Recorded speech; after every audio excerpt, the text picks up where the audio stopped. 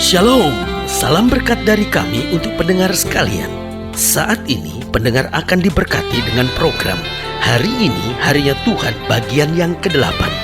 Sebuah program rohani tentang doktrin Alkitab yang menolong kita untuk semakin tertanam dalam kebenaran firman dan bertumbuh dalam kemuliaan. Bersama hambanya, Pendeta Gilbert Lumwendong, STH. Banyak orang merasa doktrin Alkitab sebagai sesuatu yang membingungkan. Tetapi tahukah saudara bahwa doktrin Alkitab intinya adalah memahami Alkitab dengan benar, dengan pemahaman yang sistematis, sehingga kita terus dapat tertanam di dalam kebenaran firman, sehingga kita terus bertumbuh di dalam kemuliaan Allah. Buka hati saudara sekalian untuk menerima berkat-berkat firman-Nya hari ini. Allah kita bukanlah Allah yang eksklusif. Artinya Allah kita bukan milik kelompok tertentu. Allah kita bukan hanya Allahnya orang kaya. Sama sekali tidak. Karena Allah kita adalah Allah untuk semua. Jangan pernah privatize God. Jangan pernah jadikan Tuhan hanya milik kelompok tertentu. Saudaraku yang kasih dalam Tuhan, Yohanes 3:16 bilang dengan jelas, karena begitu besar kasih Allah akan dunia ini. Artinya apa? Artinya kasih Allah berlaku bagi semua. Alkitab bilang bahwa Dia memberikan matahari bagi orang baik, Dia memberikan matahari juga bagi orang yang jahat. Artinya kasih Allah baik bagi orang yang menyembah Dia maupun bagi orang-orang yang tidak mengakui keberadaannya. Itu sebabnya karena Dia bukan Allah yang eksklusif. Saya pelajari Dia adalah Allah yang menampakkan diri dan berada di tengah-tengah kita. Dia bukan hanya Allah eksklusif milik sekumpulan orang, atau Dia bukan hanya Allah eksklusif yang akhirnya hanya menyembunyikan diri di sorga dalam kemuliaannya, tapi Dia Allah yang menampakkan diri dan mau berada di tengah-tengah kita. Haleluya. Pertanyaannya, kenapa Dia perlu menampakkan diri? Kenapa Dia perlu berada di tengah-tengah kita? Yang pertama, karena Dia mengerti bahwa pada dasarnya manusia mudah bingung dan kecewa. Oh, Tuhan bicara kepada Musa bahwa aku ada di tengah-tengah kamu, bahwa Dia ingin berada di tengah-tengah umatnya.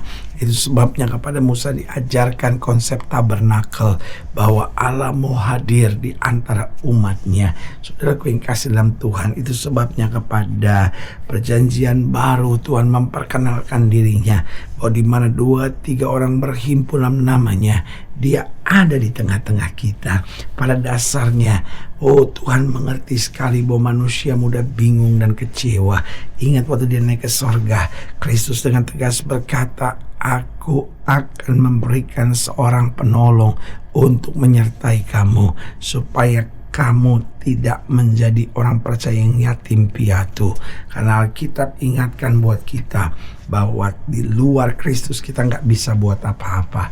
Jadi Tuhan mengerti sekali bahwa pada dasarnya manusia mudah bingung dan kecewa tanpa penampakan diri dari Tuhan. Tanpa Allah sendiri yang menampakkan diri kepada kita, maka kita akan terus hidup dalam kebingungan, kita akan terus hidup dalam kekecewaan.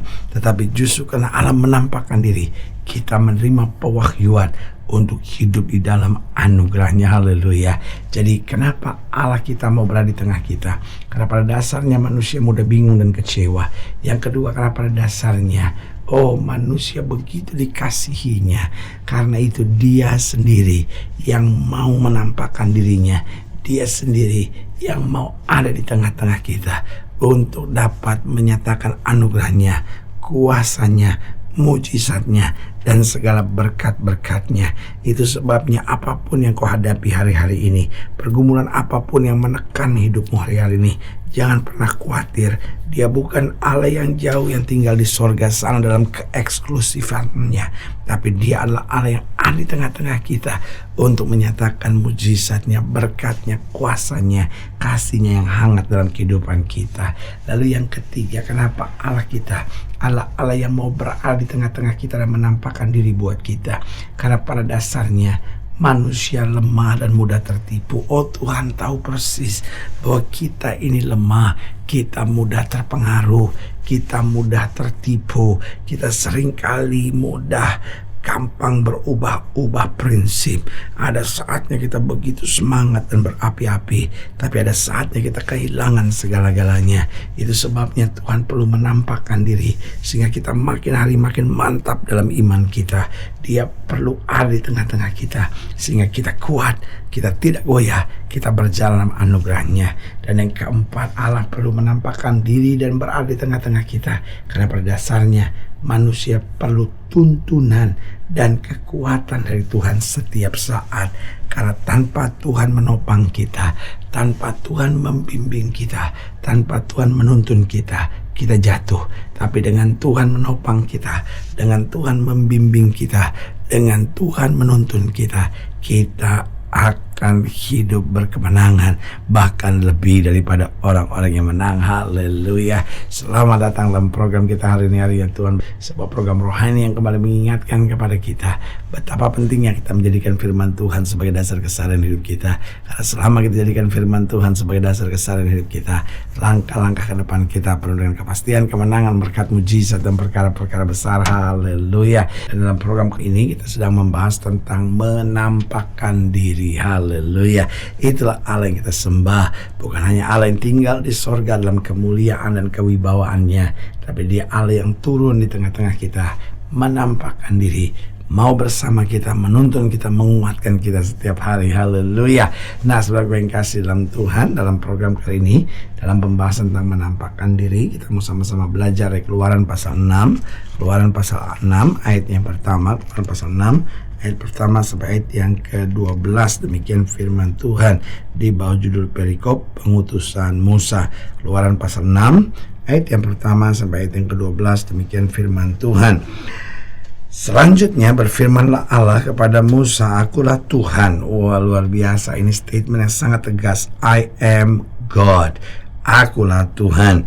Aku telah menampakkan diri kepada Abraham, Ishak, dan Yakub sebagai Allah yang Maha Kuasa. Tetapi dengan namaku Tuhan Yahweh, aku belum menyatakan diri. Haleluya. Itulah Tuhan, Dia menampakkan diri kepada Abraham, Ishak, dan Yakub. Artinya generasi terus sampai Musa Dia menampakkan diri. Ayat 3, bukan saja aku telah mengadakan perjanjianku dengan mereka untuk memberikan kepada mereka tanah Kanaan, tempat mereka tinggal sebagai orang asing, tetapi aku sudah mendengar juga orang Israel yang telah diperbudak oleh orang Mesir, dan aku ingat kepada perjanjianku. Sebab itu katakanlah kepada orang Israel, akulah Tuhan.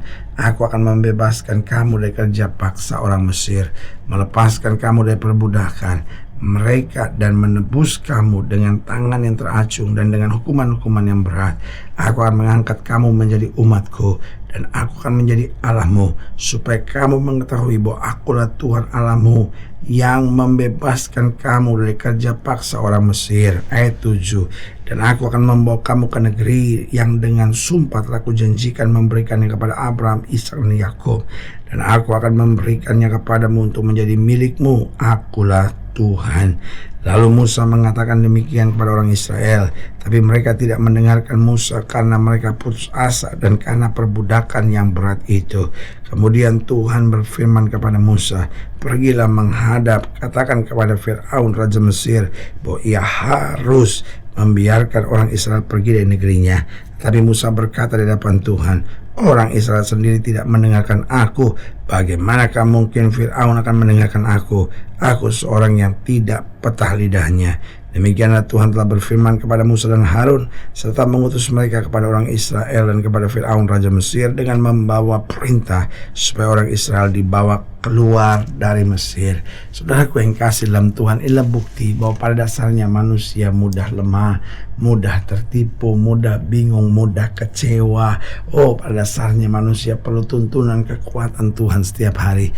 Bayangkan Musa, pemimpin besar itu, bisa berkata begini, orang Israel aja gak mau mendengarkan aku, apalagi orang Mesir. Saudaraku yang kasih dalam Tuhan, itu sebabnya Allah mau menampakkan diri.